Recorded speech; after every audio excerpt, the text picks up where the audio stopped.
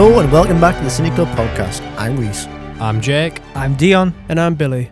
Today we're kicking off the build-up to Halloween by taking a look at the often underappreciated makeup and effects artists who make these horror films into the iconic spectacles that they are.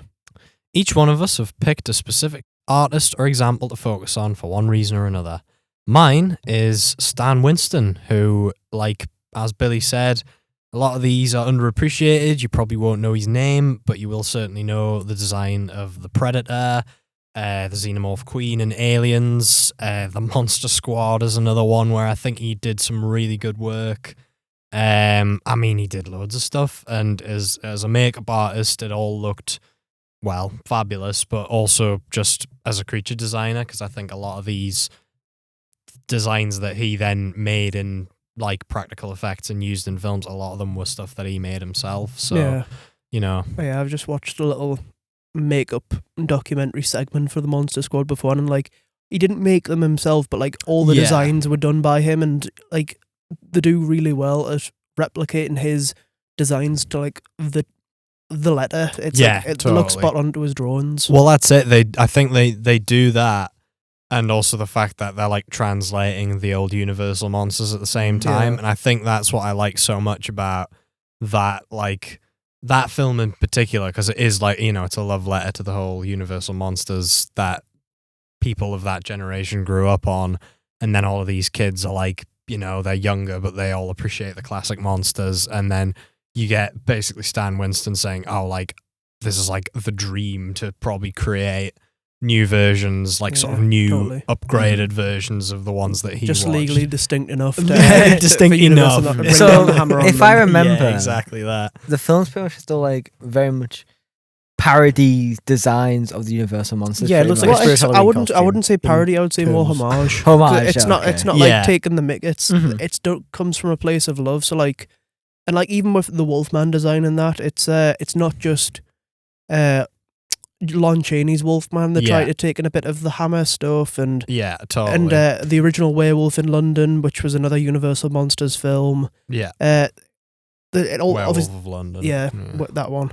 It all comes from like a place of love, and it's like it's shown on screen. Like I think you were saying the Gilman design. The Gilman design. So I mean, that's my favorite version of that, and that was already like probably one of my favorite looking Universal monsters. But like that particular Gilman, this is what I mean. I think because they updated them a bit, but they made them look a bit meaner and much more 80s, which sounds kind of stupid, but like that version of the Gilman, it looks like the guy who made the Predator also made that. That's basically what it is. Like it's so like is he horrifying.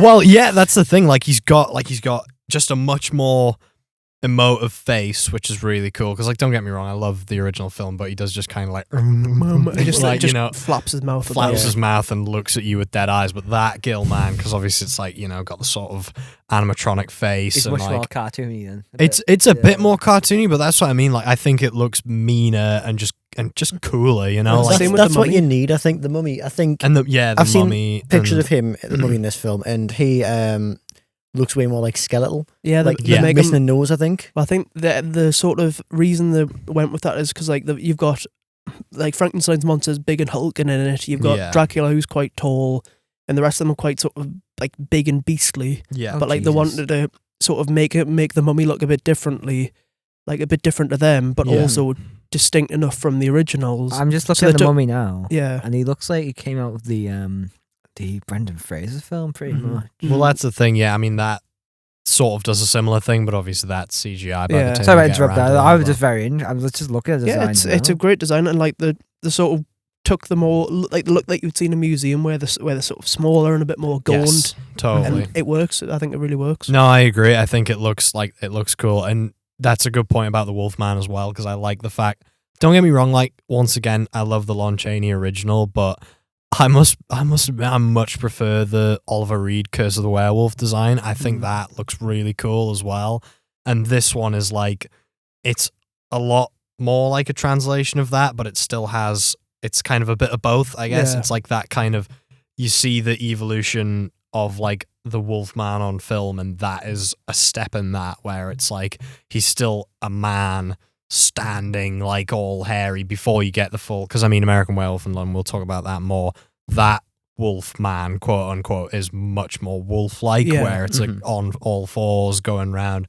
This is like, it keeps to that original idea of him being more, you know, man and wolf, where he stands like a man, has like sort of the ripped clothes and everything, but he's still got that sort of, he just looks so like aggressive, and the sharp sort of like massive eyes, eyes and nods and all of that, you know. So I think it's really cool. It's a really good example of like of that kind of suit design, creature effects. I mean, obviously, you know, a lot of it probably wasn't makeup, but it was still links to that, I think, quite nicely. And but yeah, that is his, you know, his ode to the Universal monsters. But in terms of, I mean, part of the reason I like Stan Winston so much is because I think in the same way Jack Pierce, who you'll talk about, created this generation, you know, this era of really iconic horror characters, I think Stan Winston was that, but for the 80s, definitely. like, because like he just,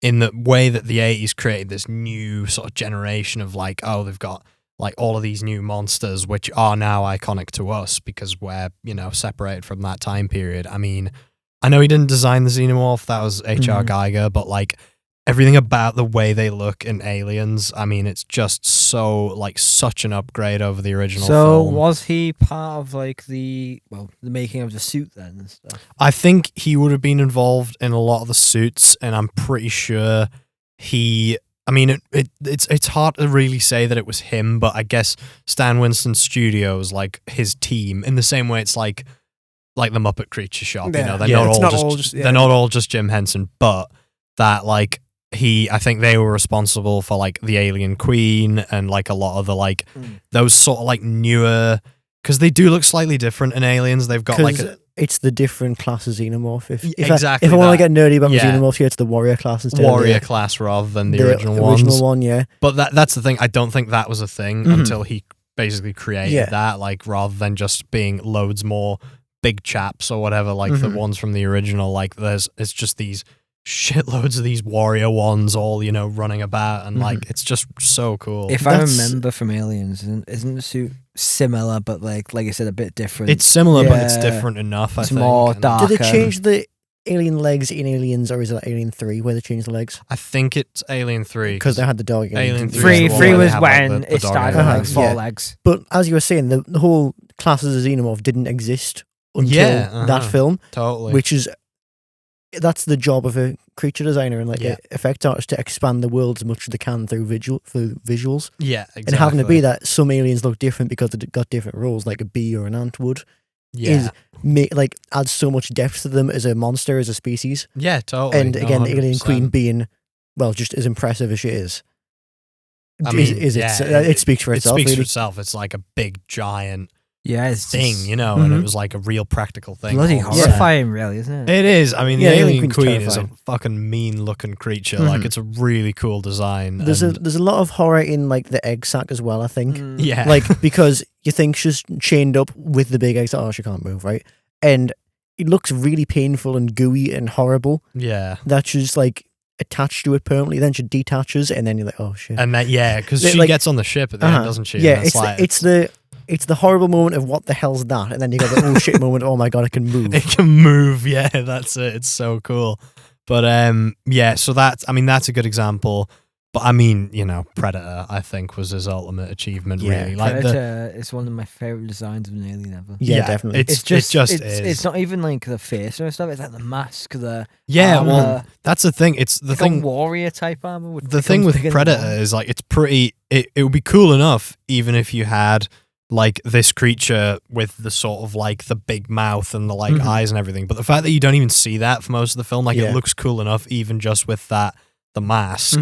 And the like, you know, dreadlocks, like kind of like the sort of dreads on it. I mean, it's such a weird thing to describe, like, but you see it and it just the way it looks on screen, the way it moves, and the way, like, you know, its face, it's got that sort of like, it's still got the human eyes, because that's the thing with makeup artists. Like, obviously, it's so unbelievable that is a person, but I think it makes it more uncanny when you see it, like when they look it in the eyes, and it's got those still, you know, real human eyes. That's exactly why it works, and why the original design they were going to go with didn't. Yes, exactly. If you've seen like the original design, it's much less. It doesn't have like the humanoid.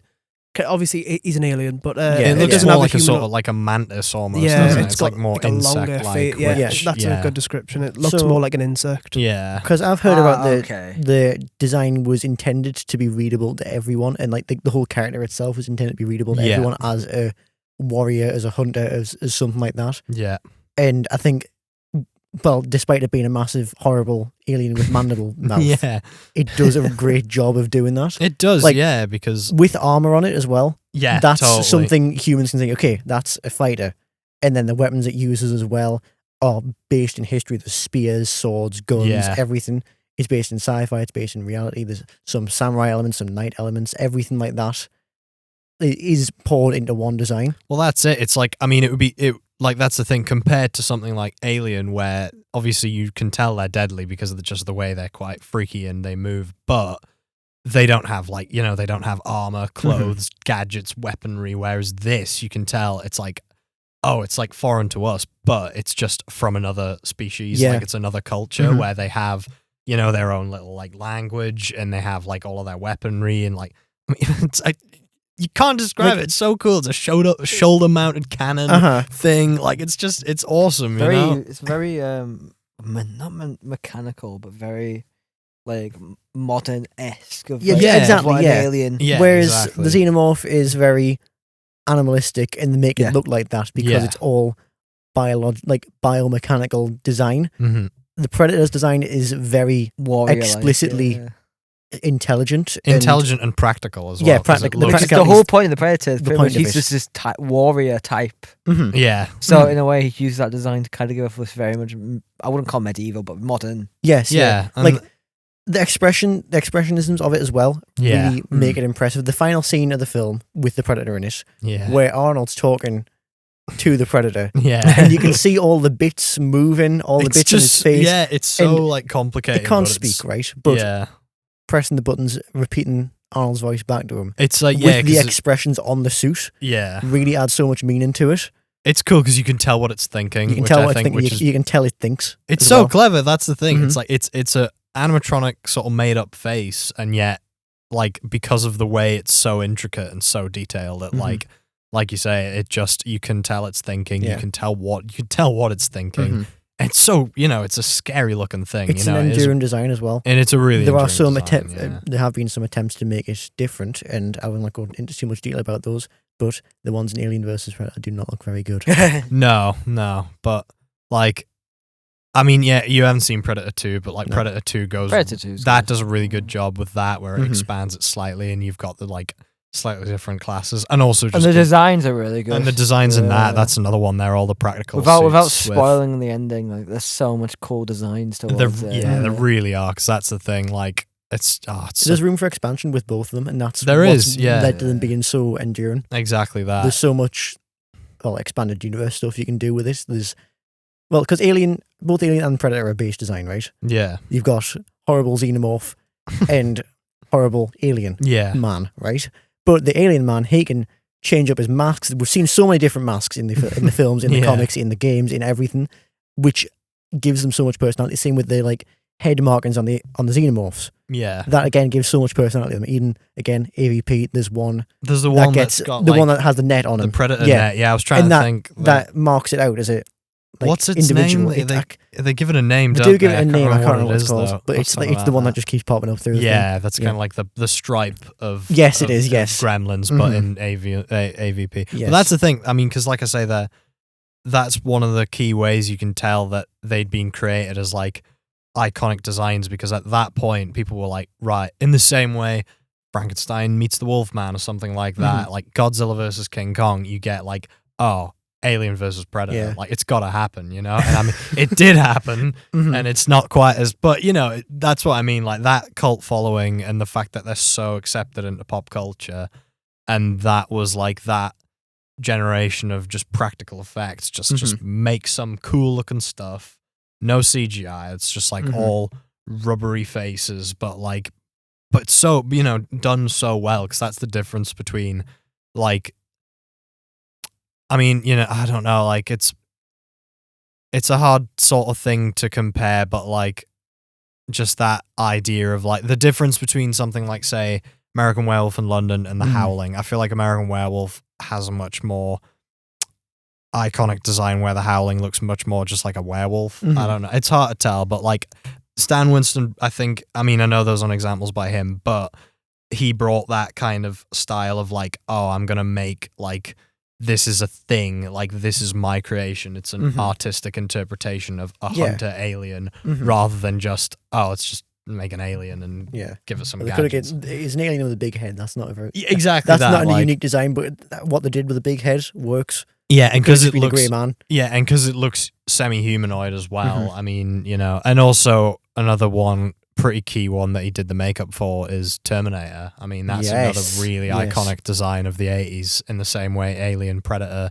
I think Alien, Predator, and Terminator, those like the sort of big three of like the kind of... I mean, I know they lean a bit into sci-fi, but Terminator's pretty horror. The first one is the first one especially. Yeah, and like all of the makeup and that, like even just something like you take it for granted because we're so used to seeing like Terminator as an iconic thing, but stuff like whenever Arnie just gets his head, like the side of his head blown clean off, and it's like Arnie's face still very much acting, but with like a robot eye and like a robot skull, you know, like it's you can tell when it's not him though because he doesn't speak. Well, I mean, it has aged a slight bit, that one. That's true. Well, the first original one, I would say less so the second one. Less so Terminator 2, but even like in the first one, like I know there's that shot. I know the shot you're on about, specifically the one where he's like taking his eye out. Yeah, you can tell that's just an animatronic face, but like later on in the film, as he's getting more and more messed up, it's still very much Arnie. Although he does keep getting his eyebrows come and go.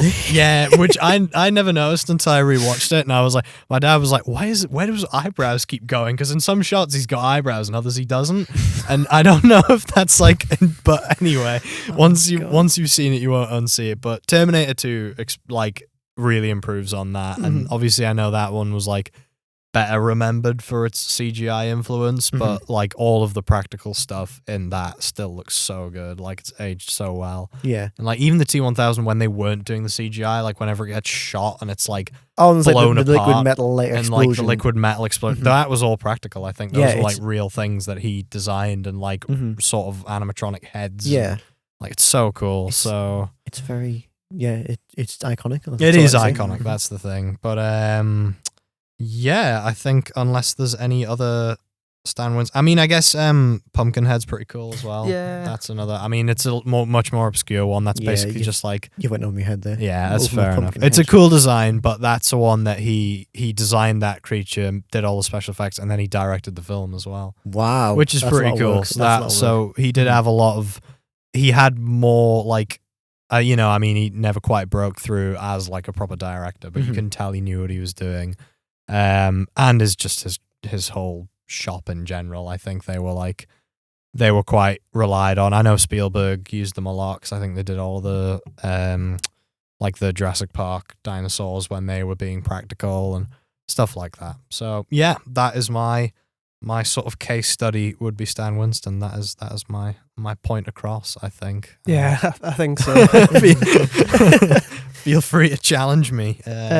Yeah, mine is, as Jake said before, Jack Pierce, who I would consider the father of horror and, you know, makeup and effects.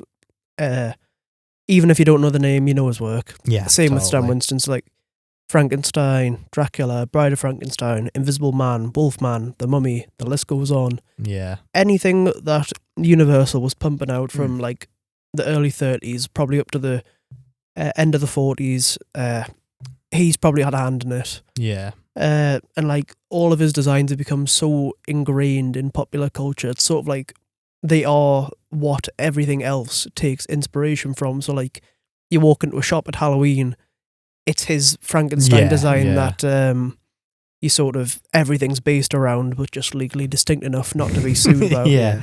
And same with Dracula, Invisible Man, and like his werewolf design was sort of foundational.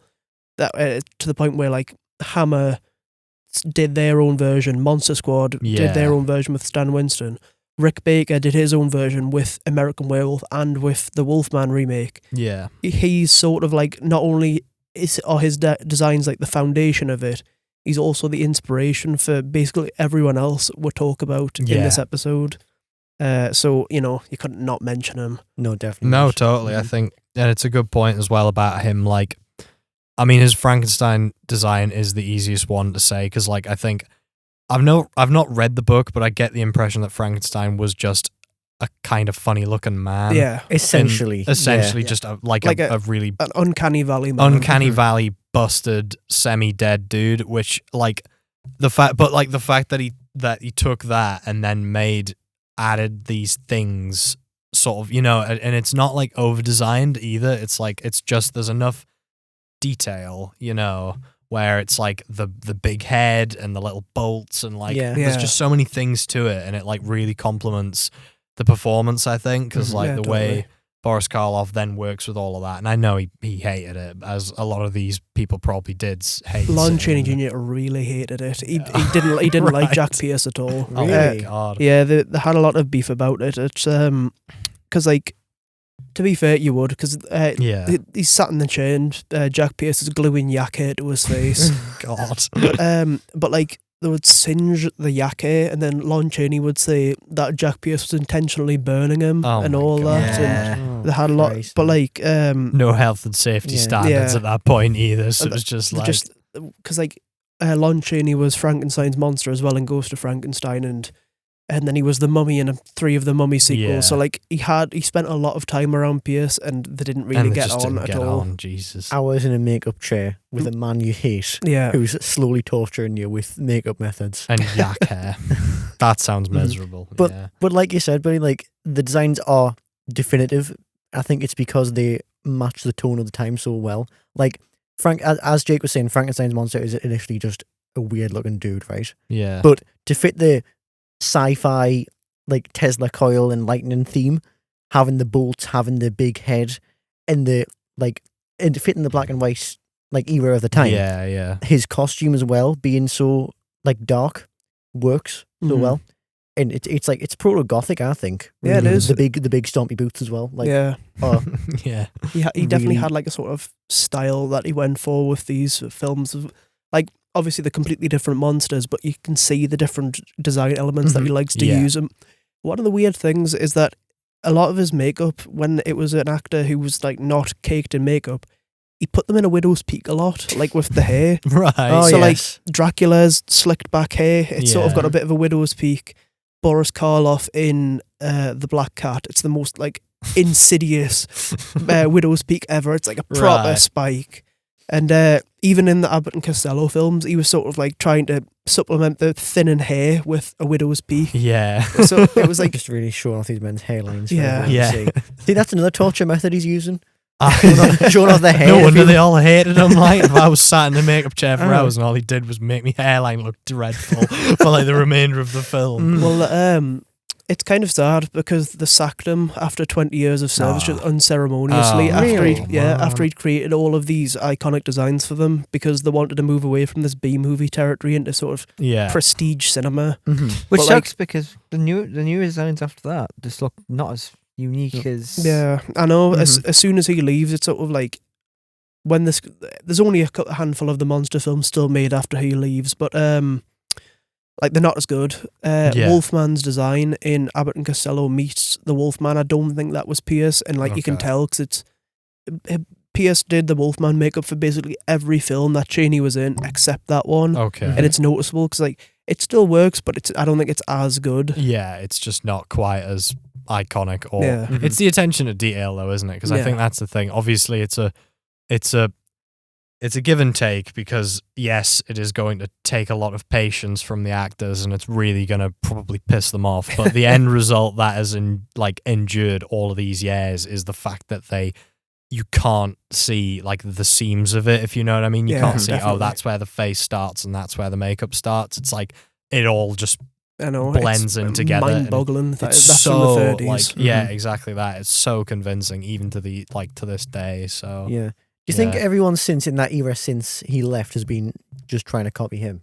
Well, probably, because like I say, that's sort of, he's inspired all of these generations of makeup artists. So like Rick Baker and all that have attributed their love of makeup and effects back to seeing Jack Pierce's work in the original. So everyone, to an extent, does try to imitate him. Obviously, not directly, but I would imagine that they would compare the work to him, especially when they're doing the same character, like what we'll go on to when Dion talks about Rick Baker. A lot of his work is foundational, and you can still feel the effects of that today, and that's why I like him so much. Yeah, it's fair enough, and I think his name needs to be out there more because he is in every shop for Halloween. I know, like his designs have came down. It's been over 100 years now since some of these films. Yeah, near and on, and they're still here. Well, I think no one's made a better design since. Yeah, people just assume that these designs just came with the book, the name, like as if Frankenstein from that very moment looked like the Jack Pierce one, but like he didn't really. And the thing is, whenever they try to stray from that, it looks terrible. Like the Mary Shelley's Frankenstein. That's just like, that's much more like, oh, let's not make him look like Frankenstein's monster. Let's just make him look like a busted dude, Robert De Niro, a busted Robert De Niro, so which is funny, like man. It's stupid. Like and it doesn't work. It's just because that's the thing. Then it's not. It doesn't look as much of a horror thing, as much of a monster thing. Because it's so encoded into our like film DNA and like cultural DNA that's Frankenstein's monster. Yeah, exactly. So yeah. So I'm picking Rick Baker for many reasons. Well, because I'm a big fan of American Werewolf in London, but I absolutely adore his like design in that. Not only the werewolf, but a lot of people don't talk about. I don't know if it was him, but I believe it was all him. The cosmetics on like his friend with all the gore and stuff. Yeah, that's true. And the bit where they're in the theater, I just want to talk about this quickly because I think it's brilliant. But the bit in the theater where they're watching the adult film, you see all the dead corpses. Yeah, it's just generally terrific There's designs. so much to pick from. It's not just like the werewolf itself. It's like you say, it's his friend all gored up. It's like the werewolf, whatever you want to call them, commandos who come storming in that which are pretty much Nazi like pig things. Yeah, it's generally horrifying. And for being in it for 2 seconds, it's so iconic. I know. That's so cool. Like, you see it in merchant toys and like you do. Yeah. It's gets funny. It's still horrifying. Yeah. It's like serious. You've got that flash of the pale face with the yellow eyes and like the teeth true. as well. That was. And then you have like the werewolf itself, which is just an animatronic mask thing. Yeah. And even then, the moment where he's slowly turning, it's the first. Yeah, well, the transformation scene is like peak body horror. It really is, and it like looks so. You haven't lived until you've seen it happen in person. Yeah. They put the wheel out, the I don't know if it's the original, but the wheel out like a replica of it, and like an animatronic you can face. see it, like all the mechanisms moving in it. This is why you should have gone to the Universal Horror. I should have gone to see that show. I know that sounds really That's the cool. only thing I think which pops in because that mask is still one of the coolest But things. that's the thing. I think that the dedication to the craft in that particular sequence, every shot in that is basically a different special effects shot, and it's like each different moment you see him transform, that's like a different like sort of phase of makeup, if you know what I mean. It's like they had to like makeup. Oh, he's almost a werewolf, more like a werewolf. Gradually, as it gradually goes, it's like stop motion, really. Isn't it? It is, yeah, exactly like that. And it's like, and it's so real because it was real. I mean, but like it looks so convincing. Yeah. And I mean, it was like that was like the Oscar-winning one, wasn't it? I yeah, think it was very much the one which put himself on the map, really. Because after that, he was like on things like Thriller. The Wolfman even was like one of his final films he's done so far, which is very much funny. Well, yeah, even that Wolfman design.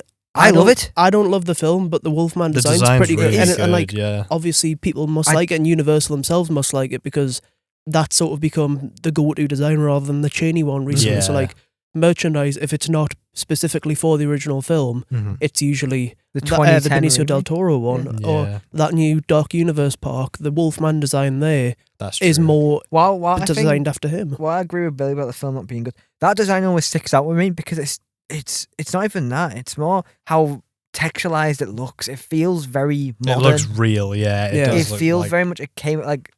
I wish the film was good because everything I talk about because. I don't even hate it. I mean, I thought it was okay. I can't really remember much of it, but I guess maybe that's the costume the problem. of it is just one of the best things I've seen. Even the father, I don't know if he did the father makeup. He probably did if he did if he did like the Wolfman himself. He probably did the Anthony that's really good one. too, even if it's not as iconic as the thing, because it always sticks out with you how creepy, unsettling the transformation is too. Yeah, it's not on par with Werewolf in London because that's like different. American Werewolf in London, sorry, because that's different. With that, it's just much more for like a PG-13, 12A film. Yeah. It's very just nasty. Yeah. Well, Totally. in the way that like the Del Toro makeup is like sort of more chainy. I feel like the Hopkins one, and that's a bit more like Oliver Reed. He's got like the sort of whitish hair rather than the brown. Yeah, totally. So it's mix of both It's worlds. good when you get both of that, because I don't like. That's the thing. I prefer the Oliver Reed look, but that doesn't mean I dislike the original one. Like I like both of them. I think that one just looks a bit more like, I don't know, just a bit more grisly and meaner. And obviously the fact it's all in color, and he's got those like bloodshot eyes and the like all sort of bloodied face. Like it just looks really cool. I'm just looking now. Like he worked on Thriller, which like you could see it kind of think about more from like the zombies, which are very similar to the zombies. That's the thing. I mean, like Thriller isn't. It's not even a film. That's a music video. I know, but it's still a popular. Oh, but that's what I mean. Like, I mean to say, like the fact that he put so much dedication into just a music video. And I mean, that's the thing. That's what's so good about him. I think how naturalistic he makes everything look, and how much effort and thought goes into it. Like, how do you? If you sat me down, asked me to think and like storyboard how someone turns into a werewolf step by step, shot by shot, I couldn't do that. But the horror in the werewolf, especially, and looking at that new one as well, I think it captures it there, is that the human body is supposed to be able to do that. Yeah. And the stretching hands, the like, it's the, like awful, disjointed face and mouth. You can really feel it in American Werewolf. Yeah, definitely. Yeah. In Thriller as well, the zombies all look so like real, like in how rotten they are. I don't think anybody had gotten like the transformation sequence down to the point like as much as he did, because like with the original Jack Pierce makeup, it would just fade get in. hairy. Yeah, and basically. like Monster Squad, when he's transforming, it's just panning around the phone booth. Even in and he's slowly transforming as it goes around. Even in the new Wolfman film, Yeah. even if in the new one, the one which came out like last year, that didn't really have the same uniqueness to. Is this the Blumhouse one? Yeah. Yes. That didn't have the I feel same like the thing is, a lot of modern Wolfman transformation, this is going to sound really stupid, they do it like going Super Saiyan, where I feel like a lot of them look like they just go, rah, wolf, whereas like American Werewolf, it's like the most believable. And I know none of this is real, so you can't judge how realistic a werewolf transformation is, but that's the one that sells me on. If werewolves were real, that's how I would imagine the transformation would look, and how painful it would be. Not like to bring some out of left field Twilight here, where they are just big CGI wolves and they like snap their fingers and then turn CGI. Like, that's what I mean. Super Saiyan. Yeah, they can't make it. They can't make it smooth. It can't be smooth. It's got to be the most painful, horrible thing possible because it's a curse. It's a burden on the people. Exactly that, and that's that's the thing why American Werewolf in London, not only story but the werewolf design works for me. It takes its time. It's torture. It does. It's watching someone get tortured on screen, basically. And well, the whole film is that really. But like, and that's what's so powerful about it, being turned into a monster that you can't control. And the design in Werewolf in London really works for that. Yeah, it isn't actually. It's the most wolf-like werewolf that I know of. Yeah, it's become a very wolfy episode. Yeah, I didn't realize that. People make great werewolves. It's the most it's the one, CGI. Well, it is effect heavy for me. Yeah, it's like monster. The most challenging. It's the one for me because it's the most uniqueness you're gonna get, because it's this like anamorphic creature that it's became so popular in like the face as well. The face really does it for me. The absolute malice and hatred for everything that lives in its eyes, and the horrible jutting out teeth. It's like you don't really see it. And you don't see it much. You don't see it much. It's like the Jaws thing we were talking about the other week. Like, it's just, you see enough of it, but you don't see so much that it's like, oh, I know exactly what it looks like. You don't really see it that's properly. The sweet spot. Exactly that. I was looking at his IMDb for Rick Baker, by the way, and I was looking at other stuff he's done. He's done a show called The Werewolves. I think he's stuck in that kind of... He's stuck in the werewolf. Is he being type hired as the werewolf guy now? Well, I'll tell you what, I think an interesting one that he did, which was pretty cool before American Werewolf, he did the suit effects for the King Kong remake. So, you know, the 70s King Kong remake with Jeff Bridges and all of that, he was actually in the suit as well. Oh, that's cool. Which is really cool. So he made the suit, and then he's the guy who plays Kong. And I mean, I'm always going to prefer like the sort of Willis O'Brien design and the like original stop motion, but for what it is, the effects in that film are really good, and like it looks very Rick Baker werewolfy, but King Kong. You know, he's also done Planet of the Apes, which there you go, which is another. I mean, that's a werewolf, like it says. I'll mention that as a footnote because I do think the original Planet of the Apes has some of the best makeup effects. Yeah, like that was groundbreaking I remember for the 60s. I had a talk with someone about this. I think it's Steve, but the Planet of the Apes, while the film is terrible, the makeup is one. The of makeup's best pretty things, good, yeah, in the Tim Burton one as well. For like a film which isn't horror, by the way, but has this kind of sci-fi nature. It would have scared me as a kid. Yeah, Yeah. yeah. I think it did, actually. It's very realistic. Evil angry monkeys with guns and stuff. I mean, Played by Paul Giamatti. yeah, Paul Giamatti. I always forget about that. But like, it's like such yeah. a cool design because it's connecting to the Werewolf of London, where the werewolf looks very humanoid kind of face. yeah, It's very similar. yeah. Because if you told me that was legitimately a human, I would have believed you. Yeah, there's enough human in the design still. Yeah. That's why I just love his work, because you just see it in so much stuff he's done. Like, you don't know because he's like uncredited and stuff, like in Star Wars, the original 70s King Kong film. I think he's just one of those mad. ones where the more you look into it, the more you realize like how much just important he is. how yeah. important he is, and just how much he like, did. I didn't know. We before we recorded this, we looked. He was for them like Tron Legacy, which is like Yeah, I mean that's the thing. A lot of these makeup artists were probably just freelance guys, so they probably would just hop on and do makeup. If they weren't doing the like proper lead special effects, lead makeup, then they will just show up. It's all about reputation, like we've been saying. These people are all the most. These are the people who made it in the industry. Yeah, totally. The most iconic of. That's it, and they are the iconic ones. But there will be so many more who have probably designed really iconic creatures that we all know and just aren't as well known. I mean, so like what? My pick, like your pick, Chris Wallace, who did The Fly, and also Gremlins 1 and 2. Yeah, but I like Gremlins 1 and 2. They're good films. Gremlins 2 is a masterpiece. They're both great, right? But they're not makeup though. No, they're not makeup. They're effects. They're very effects. very horrible, goopy effects. We'll talk about Gremlins but some of the Gremlins time. will be Gremlins is for a future episode, yes. But The Fly, this is a film that is this is like magnum opus of all the films he's done. I think there's not many, but. Well, this is the best one. I think him working with Cronenberg, because Cronenberg always just. I love David Cronenberg, but I would hate to work for him because he must just ask for the most grisly shit you can possibly imagine. Like all of his films, there's pretty much every single one. There's at least one thing in there where you're like, I'm never gonna unsee that. Yeah, I don't want to see that. I wish I'd never watched this, but like The Fly, I mean, is arguably the worst. I mean, you know. Yeah, I don't know. I think The Fly didn't upset us if I never Cronenberg as much as Videodrome, but The Fly, so good. The Fly, it relies so heavily on its effects and makeup. Yeah. Because the whole thing is about transformation. It is a metamorphosis, probably a bit based off Kafka's Metamorphosis, if we're getting into that. A bit Kafka-esque, if you would. There's English literature stuff.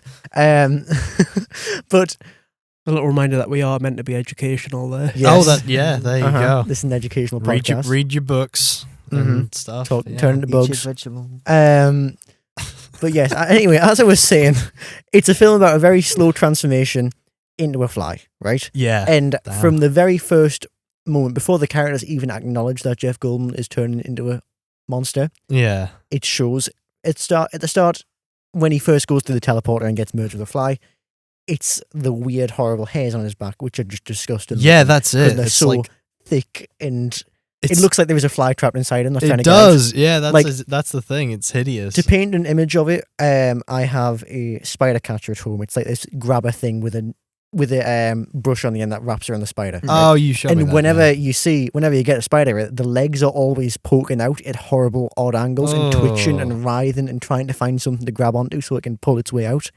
And that's what that hair reminds me of, which is why it's so disgusting. It's like one shot of the film. It's not much of the film, but it's a central part. Yeah, and how much effort it takes to cut those hairs off as well. Really adds that vibe. It's disgusting. It's just gross. That's what I would like to say in summary. It's just gross. Yeah, and the grossness only gets worse. He starts to get really bad acne before the characters even realize. Before anyone acknowledges, Jeff, you're turning into a monster. Yeah. His face is starting to get more and more dirty and I think that's covered in boils. That's the more for me it's more unpleasant when he hasn't quite reached full fly mode. Definitely. It's when he starts his fingernails start the fingernails is the start of the beginning of the end for it. Awful. I think it's just when it came off and he's like, oh, what the hell? It's just Yes. looking, and it's like the it just gunk squirts it's out onto his mirror. awful. It's so unpleasant. And I remember watching that and thinking, Jesus, man. The This is sound like, effects really do it as well. You can hear his fingernails rubbing against his teeth when his teeth fall out. when his horrible. teeth are coming out. And Like- it's like you say, He opens the cabinet and there's just like all the bits of the them that fell off. Brundlefly Museum. Yeah, it's just like it's just Yeah. awful. But the peak of that, I think, is when she comes back after a bit and sees what he's oh become. yeah, He's is that got- when he's like walking he's got on the the walls? he's got and none stuff? before that. He's got the crutches. Okay. He's wearing this. He's wearing his like suit. He's got gloves on as well because his fingernails are starting to fall off. Oh. And he's oozing goop out Yeah, everywhere. it's He's covered in disgusting. his face is covered in boils. Yeah. He's oozing out pus from every angle, right? Yeah. And his clothes are covered in goop and slime. And she's like, "What the hell's happened to you?" And then his ear comes off. yeah, and that's starts right. leaking goop. I forgot about that. Yeah, And- that, like That it's just horrible. awful, isn't it? It's how you can so see the good, hole where his but, like- ear was. It's so visual Yeah. and disgusting. And they don't even make that big of a deal No, about it. I she, think that's she, the hugs, thing, she hugs him like afterwards. the ear just pops off, and you're like, Jesus Christ! And then it's like, but that's it. He's and not then even they just he's move not even on hurt from by it. Like just that like, really oh, wow. summarizes. It's such a natural process because it's Normal meant to horror happen. film, really. It's because he's a bloody scientist. Yeah, That's the he- problem. He just yeah, is like, he oh kinda hell likes yeah. it. You can tell. Yeah, that's the thing. You It can wouldn't tell be he's what sort it of- is without Jeff Goldblum's performance and his Yeah. twitchiness that increases. Was as he it was goes. he was he in makeup when that scene was happening? Was he? Yeah, it was like no, that's just what Jeff Goldblum looks like. he was in makeup. He was in makeup to get him someone look else. normal. He That's can just do that. You know. he can just be. He's like a werefly the whole time. Well, that's but- yeah. But He's coming back to the it's blooming wolves viscerally- again. It's so viscerally disgusting. The worst bit of like goop, because the goop is very important in this film and in Gremlins as well. It is. Yeah. Of like acid Gremlins and, mentioned- and dissolving stuff, right? the Oh, worst bit of that is God, when yeah. this is combined with Jeff Goldblum's performance, Yeah. when he basically involuntarily spits out stomach acid onto a donut. It's And not even it's that. it's the sound, the gurgling sound it makes. yeah. where- and then Could just- eat my dinner after he this. just like sits, he just sits there with his hands and goes, "Oh, that's disgusting." It's Like, awful, but then he it's the uses it's when casual he horror starts of then, it. and he does that later on. He Mhm. melts that bloke's legs off with his stomach acid, and I'm like, mhm. oh, it's just When but he- like I it's think just awful. the makeup effects are the least effective, I think, when he becomes really lumpy. Okay. And like when he like fully turns into human fly before he before his he skin starts becomes peeling off. fly, Yeah. yeah, okay. Because that's mostly carried by Jeff Goldblum's performance because he's very like solid. Like physically, Yeah. he's in a very solid state at that point.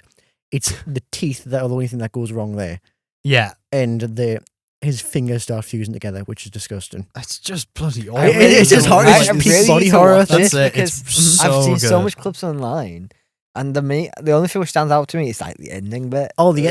I was The the rest gonna of it stands mention out, that, but the 'cause ending, his flesh starts falling off. everything Yeah. starts dropping off. It's on par with the melting face, I think, in Indiana Jones in terms of how Oh, it's not even horrid it's, it it's not looks. even that for me. The most, and this is what I think why this film is so good, because I Mhm. think if it was just all of that disgustingness, you'd be like, oh, you know, what a hideous film that was, and you I know don't wanna that was eat dinner that now. was effective. I'm disgusted, but because it is that in tandem with this really like human romance story yeah. with them two, they play it so well. It's because you can get into the head so well. Yeah, and this is exactly a Cronenberg that. film. Cronenberg loves freaking people out with He weird does, messages yeah, of, that's it. It's freaking people of out, flesh and the horror of all that. but, yeah, right? but with But- purpose. Yeah, it's with purpose, and with the purpose imbued into also some very, very horrible effects.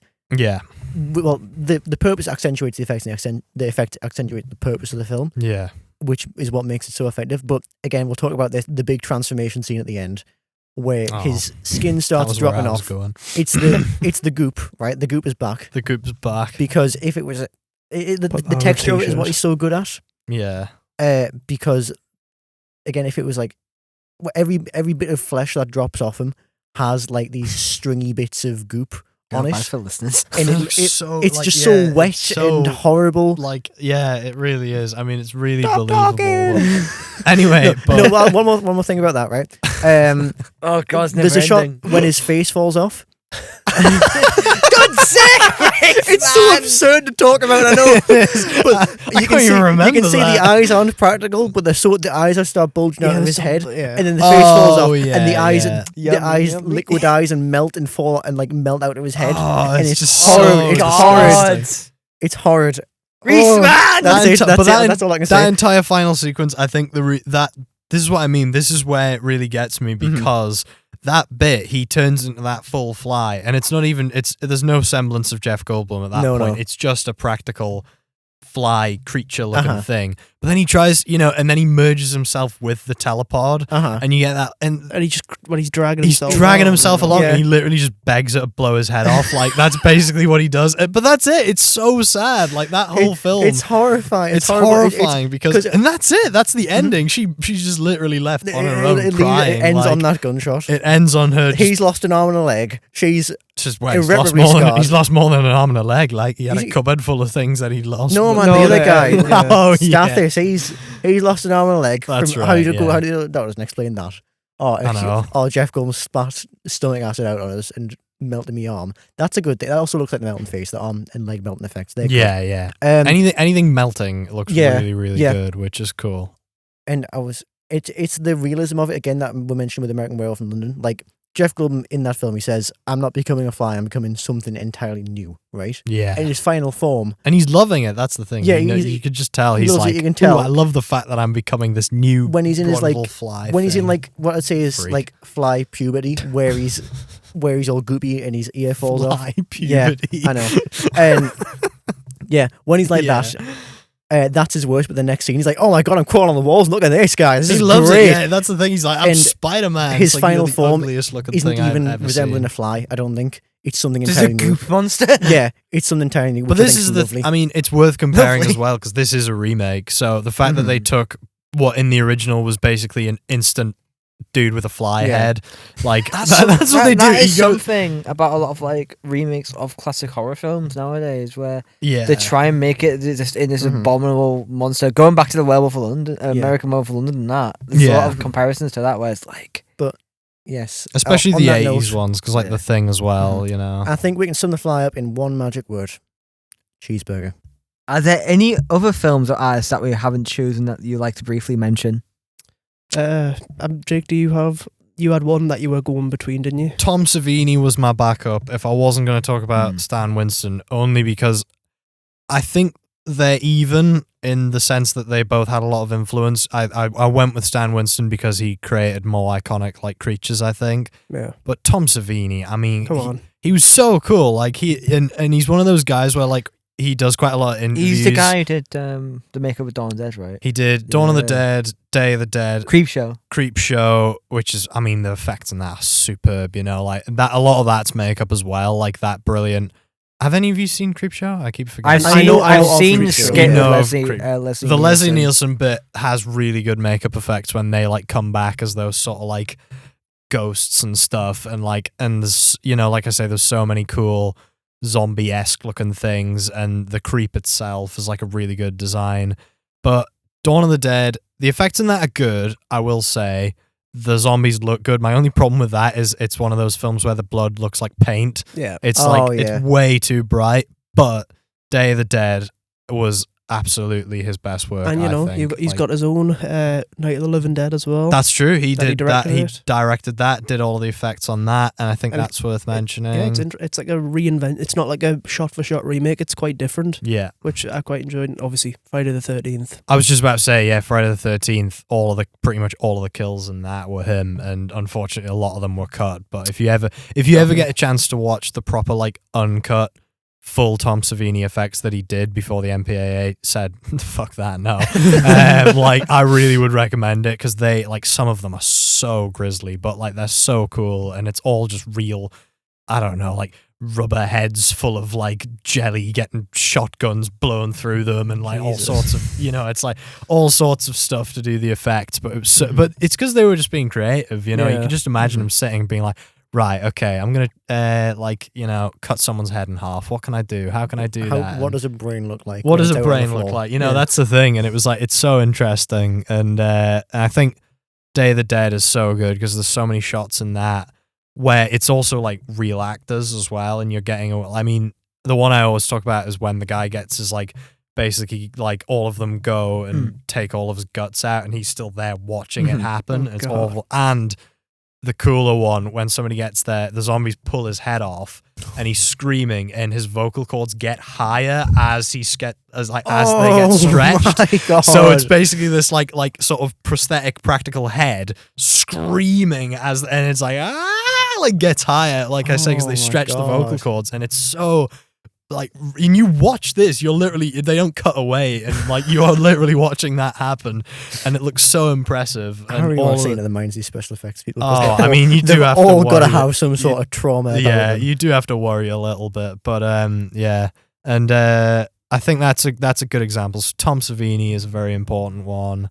Any others? I think just slasher creativity. I've got to mention Elm Street. Yeah, I was going to say we should probably touch upon that. You've had David Miller, Kevin Yeager, Robert Kurtzman, Howard Berger, like across the whole series.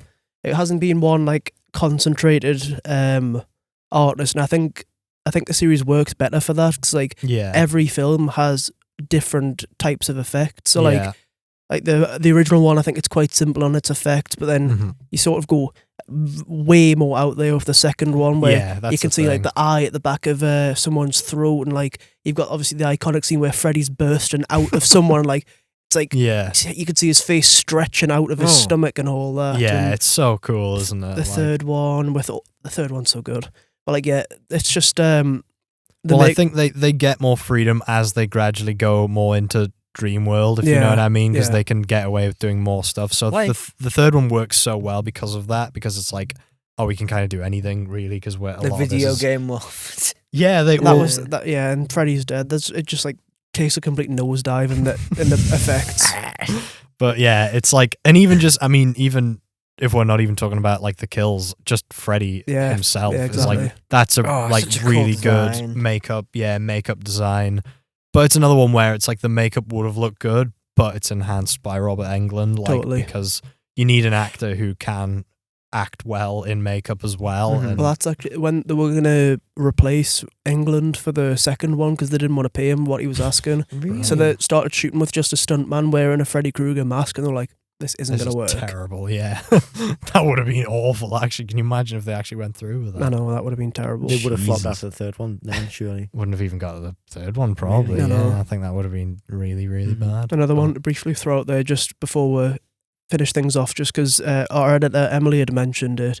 He's not like an artist, but Doug Jones. Yeah. Doug Jones is bloody brilliant. He's really Shape of good. Water, Pan's Labyrinth, Hocus Pocus. Yeah. Hellboy 2. I don't think he was Abe in the first one. I don't think he was Abe in the first one, but I knew he was in the second one. Mm-hmm. But yeah, his whole... Actually, he was the Silver Surfer as well, before he got dubbed over. That's a good point. His whole career is based around like effects, and a lot of it is horror effects, so you'd be remiss if we didn't mention him. I mean, in the nicest way possible, he's one of those dudes where you look at him and you think, oh yeah, he definitely plays creatures in movies. Like he just has that like he just has a look about him. Skinny man face. And that's the thing, and he works so well doing those like kind of effects. Totally. You see what I mean? He's bald too. Yeah, but no hair. And because I was going to say, I mean, Guillermo del Toro is like one of the big creature creators of the sort of modern, like he's carrying that torch, I think, quite well. But he would be nothing without Doug Jones, I don't think, because all of those creatures are played so well. Everyone's seen the Watch Mojo top 10 with the pale man on it. Yeah. That is a horrifying He's a creepy monster. dude, the pale man. God. Yeah, that's the thing. So I still think his Pan's Labyrinth design is still one of the coolest characters I've seen. Mm-hmm. Well, I think that's all the fake blood we have time for. So we pose a question to you, dear audience. What are your favourite horror film effects? Let us know at cineclub.podcast at sparksunderland.com. Or you can contact us at the.cineclub.podcast _spark on Instagram, at the.cineclub.podcast on TikTok, or the Cine Club Podcast on Facebook. They're all great ways to keep up to date on the latest developments. As always, this episode was recorded and produced by us, the Sunderland University students, as well as being edited by Emily Main. A special thanks to Steve Cannon, Barbara Sadler, and Richard Berry.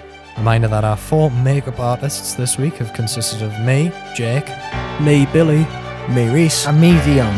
This has been a Cine Club production for Spark. Thanks for listening.